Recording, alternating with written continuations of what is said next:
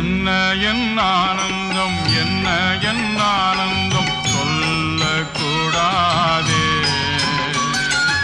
என்ன என் ஆனந்தம், என்ன என் ஆனந்தம் சொல்லக்கூடாதே. மன்னன் கிறிஸ்து என் பாவத்தை எல்லாம் மன்னித்து விட்டாரே.